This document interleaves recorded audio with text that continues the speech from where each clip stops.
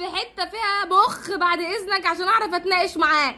ما تعطليش المركز المخ اللي عندك، تعطله وتيجي تقولي ايه. شوف الفرق اللي بتشرف، تشرف ايه؟ ده فريق الهلال الاوروبي، ده فريق اوروبي على اراضي سعوديه. كانسيلو الباك بتاعهم، كانسيلو مالكم كان بيلعب في برشلونه تقريبا. سافيتش كوليبالي المدافع بتاعهم، لودي برازيلي، ليوناردو برازيلي. يا جماعه الفريق كله فيه 3 سعوديين، ناصر ومتعب وكنو فقط. بونو طبعا مغربي لاعب محترف. انت عايزني انا النادي الاهلي اللي احرف لاعب في فريقي بن شرقي ده انا بلعب بباك محمد يعني حضرتك.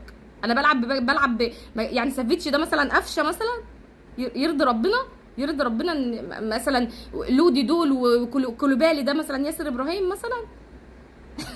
ده كلام يرضي ربنا؟ ده مرتب واحد من اللعيبه دي او تمن لاعب واحد من اللعيبه دي تمنه بس بقيمه الاهلي التسويقيه كلها. يا جماعه حرام عليكم ما تعصبوناش يا جماعه. الفريق ده موجود فريق عربي صحيح سعودي بس فريق اوروبي. برتغال، السنغال، صربيا، البرازيل، المغرب طبعا بونو.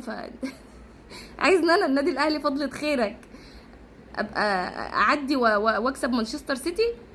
دول ما يكسبوش مانشستر سيتي ليه؟ ما هو ده كانسيلو ده ما هو كان بيلعب في مانشستر سيتي تقريبا. كوليبالي ده ما هو كان بيلعب في تشيلسي تقريبا، كان بيلعب في الدوري الانجليزي برضو. مالكم ده ما هو كان بيلعب في برشلونة حضرتك. لودي وليوناردو دول لعيبه برازيليه. اعقلوا الكلام ما تعصبوناش. انا الباك بتاعي محمد هاني، حرام عليكم.